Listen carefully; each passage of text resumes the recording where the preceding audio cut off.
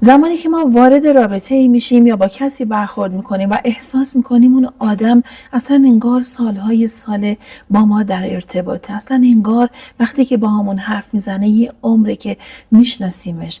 از یه طرف حس میکنیم با اون شخص همسو هستیم، از یک طرف احساس میکنیم که انگار هر کلامی که به زبونش میاره یه جورایی داره حرف دل ما رو میزنه.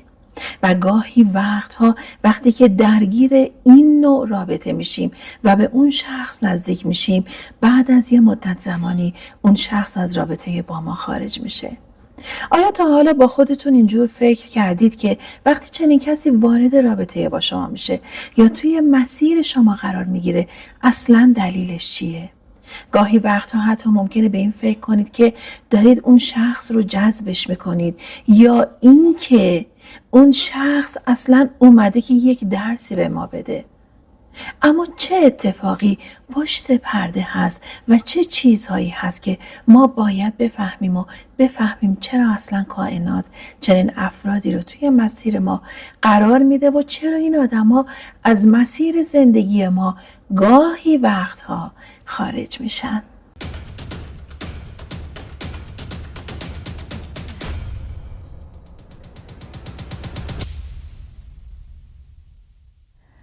زمانی که ما وارد رابطه ای میشیم، زمانی که احساس نزدیکی به شخصی میکنیم و حس میکنیم اون شخص رو سالیان سال هست که میشناسیم، در اصل ما آشنایی با یک سری از زخم‌های درونمون داریم. اما چرا و چه ربطی داره؟ ببینید یه مثال براتون میزنم. وقتی یه نفر با شما صحبت میکنه، درد دل میکنه و از مشکلاتش میگه، از دردهایی که کشیده، به خصوص زمانی که شما دارید با جنس مخالف خودتون صحبت میکنید، احساس میکنید که میفهمیدش، بهش میگید خیلی تو رو میفهمم، کاملا درکت میکنم و به همین دلیله که سعی میکنی به اون شخص نزدیکتر شی، باهاش همسویی داشته باشی و به نوعی همدم و همدرد اون شخص میشی. اما چه اتفاقی میفته؟ اون آدم از زخمش داره میگه، از دردی که کشیده و تو چرا عنوان میکنی که درکش میکنی؟ چون دقیقاً همون زخم رو داری، همون درد رو داری. و گاهی وقتها ما حتی شرایطی برامون پیش میاد که احساس میکنیم میخوایم با اون شخص همدردی کنیم، اما اون موقعیت و شرایط رو تجربه نکردیم. ولی چرا این کار رو میکنیم؟ چون خودمون یه گوشه از وجودمون زخمی هست و دلمون میخواد که خودمون هم حرف بزنیم، شنیده بشیم و طرف مقابل بفهمه که مثلا من هم یه جایی از زندگیم یه اشتباهی کردم یا یه اتفاقی برام افتاده یا حتی دیگران آسیبی به من زدن و میخوام اونو عنوانش کنم با اون شخص. و همه اینا برمیگرده به خودمون. اینجور براتون بگم، ضمیر ناخودآگاه ما اونه که باعث میشه که ما احساس کنیم شخصی رو یه عمر میشناسیم. اما این چه ربطی به ضمیر ناخودآگاه داره؟ شما وقتی که زخمی رو داری و هر چیزی که درونت نگهش داشتی، این روی ضمیر ناخودآگاهت میشینه. یه مثال دیگه براتون میزنم. برگردیم به مشکلات گذشتمون. دیدید وقتی که برمیگردی به غم‌های گذشتت، دردهای گذشتت، مشکلات گذشتت و مدام مرورش میکنی، این به شکل یک عادت برات در میاد و به مرور زمان احساس میکنی نهادینه شده تو وجودت، اصلا داره این درد مدام تو رو همراهی میکنه. این همون چیزیه که روی ناخودآگاهت نشسته. و وقتی که ناخودآگاه خودت رو عادت میدی به این غم‌ها و دردها و از طرفی کودک درونی که هم خودت داری به شکلی بهش آسیب میزنی و همین که به طرق مختلف آسیب دیده، اون هم توی این درد داره همراهی میشه. چرا؟ چون در کنار ناخودآگاه تو قرار داره. بعد شخصی که روبروی تو قرار میگیره، حس میکنی این آدم اصلا خود توه همه جوره میفهمیش، یا گاهی وقتها حتی احساس میکنی که اصلا این آدم اومده که تو رو کامل کنه، یه جورایی مکمله و تو حس میکنی نیمه تو هست. این بحث نیمه رو که الان من دارم اصلا نباید با اون مبحث جفت روحی و شعله دوقلو ما با هم تلفیقش کنیم. اصلا اون یک بحث جداست و تفاوتش رو هم من توی ویدیوهای قبل گفتم و باز هم اگر بخواید در موردش صحبت میکنم. اما چیزی که پیش میاد همون چیزی که روی ناخودآگاهت نشسته داره به تو میگه من اینو میفهمم. یا مثلا این آدم اومده و یه جورایی داره یک چیزایی رو به من یادآوری میکنه. و گاهی وقتها هم ما آدم‌هایی میان توی مسیرمون که اصلا ناخودآگاه احساس میکنیم میخوایم همراهی کنیم باهاشون، که اون بر میگرده به همون زخم کودک درونمون. اینا مربوط به چی میشه؟ اینا مربوط به همون سایه های درون ما میشه، همون چیزهایی که ما متوجهشون نشدیم و به شکلهای مختلف درون ما موند. حتی گاهی وقتها به خاطر همین سایه ها ما نسبت به خودمون رفتار بد داشتیم، نسبت به خودمون خشم داشتیم، عصبی می شدیم و گاهی وقتها این سایه ها باعث می شد که همین خشم و حس حسادت یا هر چیز دیگه ای رو نسبت به دیگران داشته باشیم که چه کار می کرد؟ می اومد اگر کسی رفتاری با ما داشت در مقابل ما اون زخم رو درون خودمون داشتیم و یه جورایی سرپوش گذاشته بودیم روش، بعد طرف مقابل میاد یه نوع برخورد رفتاری با ما میکنه و این زخم شروع میکنه به غلیان. این همون تاریکیه که یه دفعه میخواد درش باز بشه. باز تو درش رو میپوشونی، میای چه کار میکنی؟ حس خشمت رو، حس حسادتت رو یا هر چیز دیگه ای رو میای به یک نفر دیگه و نسبت به یک نفر دیگه نشون میدی، در صورتی که اون تاریکی درون تو داره میگه که منو ببین، تو یادت رفته، تو اینجا منو دفن کردی، این در رو باز کن، بذار سرریز بشه، بذار متوجه شی که چه اتفاقی داره درون تو میفته، چه کاری داری با خودت میکنی. و این آدما میان که ما رو با تاریکی های درونمون آشنا کنن و مواجه کنن. اما ما میایم چه کار میکنیم؟ ما وقتی که یک چنین چیزایی میبینی میایم میگیم که ببین طرف اینجور بود، اینقدر بد بود، من فهمیدمش، من درکش کردم، من باهاش همراهی کردم، ولی اون اصلا منو نفهمید. ببین اون اومد یه آینه شد روبروی تو که تو زخمهات رو ببینی، اما تو زخمهات رو ندیدی. تو اومدی برای این که حتی اون زخم خودت رو درمان کنی و نمیدونستی چرا داری این کار رو میکنی. یعنی یه جورایی میخوای خودت رو درمان کنی. چرا؟ چون که میخواستی در از همون چیزی رو که داری به طرف مقابلت میدی خودت دریافتش کنی. و میای چه کار میکنی؟ میای همسو میشی با اون شخص، همراهی میکنی، همدردش میشی، همدل میشی باهاش و سعی میکنی بفهمیش. اما یه مدت که میگذره از رابطه احساس میکنی اصلا نمیتونی با این آدم باشی، احساس میکنی اصلا نمیتونی اونو همراهی کنی، حس میکنی خوشحالت نمیکنه. یا این حس ها رو پیدا میکنی که دقیقاً به خاطر اینه که تو همون روی زخمت باز شده و میخواستی یه جورایی همراهی کنی با طرف مقابلت و نمیدونستی که این زخم توئه که باید درمان شه، نه زخم طرف مقابلت. میای همراهی میکنی که زخم طرف مقابلت رو درمان کنی، اما اون زخم خودت روش باز شده و درد درون تو رو داره بیشتر میکنه. یه جور دیگه باز براتون میگم، دیدید یک زخم دارید روی یک جای بدنتون، میاد اینو روشو بسته شده، خب دیگه نمیسوزه، به مرور زمان جمع میشه اون جای زخم و خشک میشه و حالا میافته.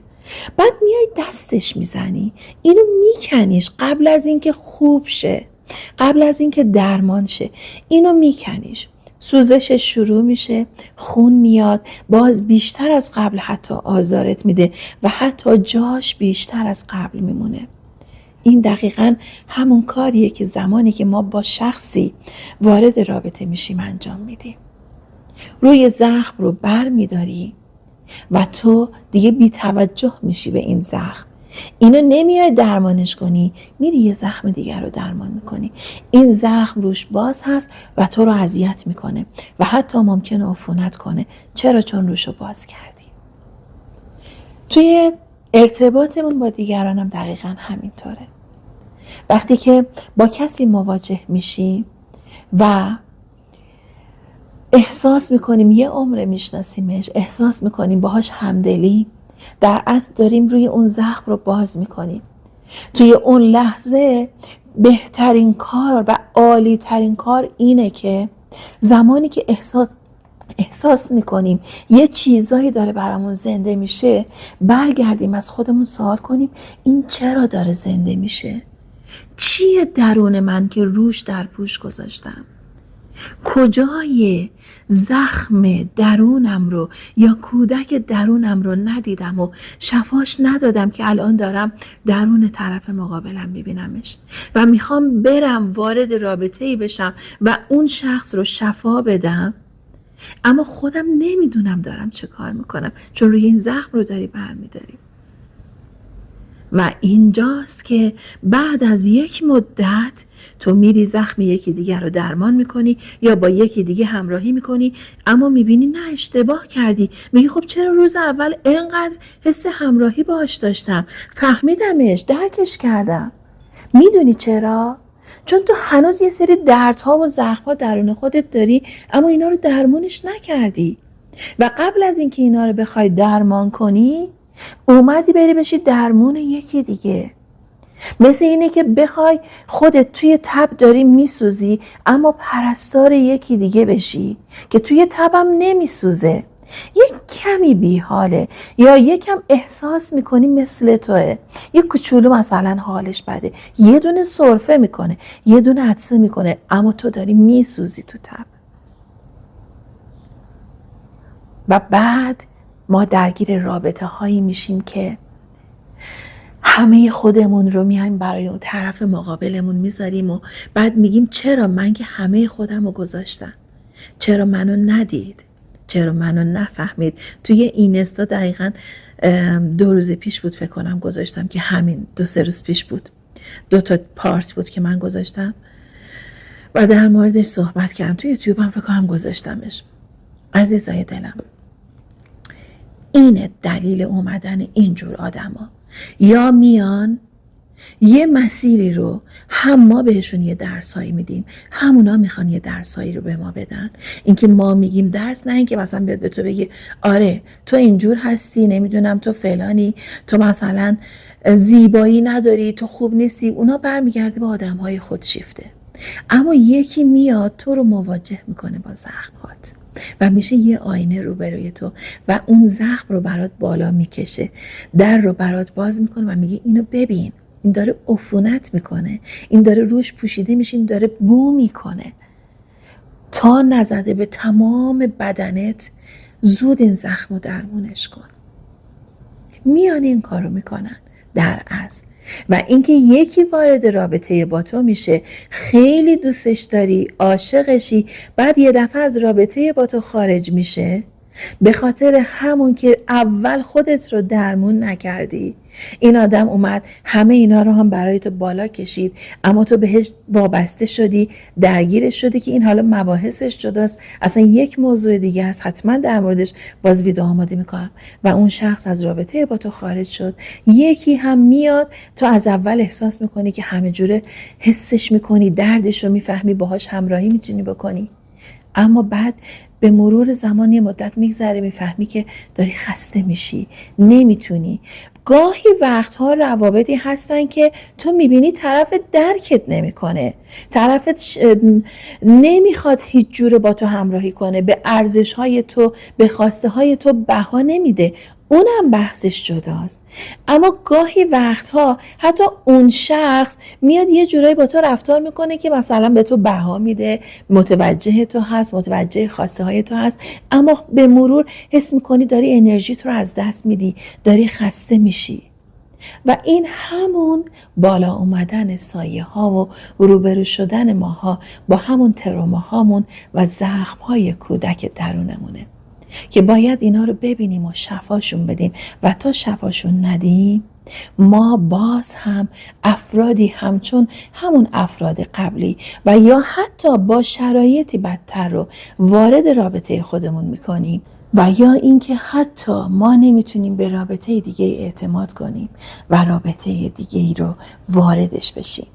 خب وقتی که این اتفاق میفته باید چه کار کنیم؟ مثل همون چیزهایی که تو ویدیوهای قبل گفتم باز هم میگم. زمانی که این اتفاق میفته، الان که دیگه فهمیدید چی پیش اومده و چرا این اتفاقات میفته و حتی کسی رو کائنات وارد مسیر شما میکنه که در از همون خودمون هستیم که اون شخص رو داریم وارد زندگی خودمون میکنیم و بعد یک دفعه سرد میشیم یا نمیخوایم باشه یا اون شخص از رابطه با ما خارج میشه، در اصل همین که روی همون زخم ها باز شه و درمونشون کنیم.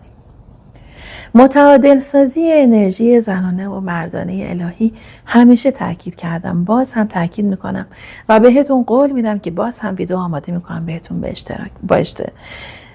باهاتون به اشتراک بذارم. شفای کودک درونی که از عزیزان جان چند روز پیش به من پیام داده بودن و در رابطه با شفای کودک درون سوال کردن و اینکه اصلا خب چجوری من میتونم اینو شفاش بدم و چه کار باید انجام بدم. ببینید، بشینید بنویسید، از کودکی مرور کنید. پدر این حرف رو بهت زد، مادر این حرف رو بهت زد، برادر زد، خواهر زد، دوست زد، پسر دایی، پسر خاله، دختر دایی، فرقی نداره. دایی، عمه، عمو، هر کس هر حرفی که به شما زد یا هر جایی که شما رو آزار داد یا دل شما رو شکست، با اینا مواجه شید. همه رو بنویسید. بعد ببینید چه تأثیری روی شما گذاشت که این حرفها رو به شما زدن. اینها رو هم بنویسید. بعد میاید چه کار میکنید؟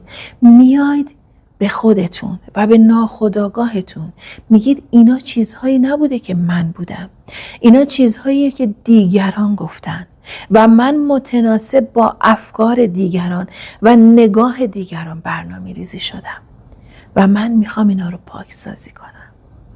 اول که پاکسازی هوپونوپونو رو که همیشه تو هر شرایطی من پیشنهاد میدم و میگم حتما این کار رو انجام بدید، حتی زمانی که کسی باهاتون حرف میزنه در موردش حتما ویدیو آماده میکنم. اما پاکسازی دیگه‌ای که باید انجام بدید، میاد نقاط مثبت خودتون رو که همش مثبته. فکر نکنید شما بد دارید، منفی دارید. ما یک سری تضادها هست که میاد ما رو روبرو میکنه با اون چیزهایی که توی زندگیمون میخوایم و اون نور درونمون. پس چیز بدی درون ما وجود نداره. شر زاییده ذهن انسانه و زاییده ذهن افکار اطرافیان و حتی جوامع که حالا وارد این بحث نمیشیم. عزیزای دلم، بنویسید، باهاش روبرو بشید.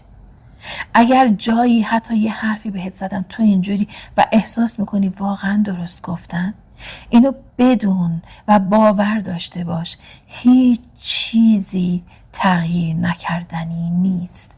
هر چیزی رو میتونید تغییر بدید.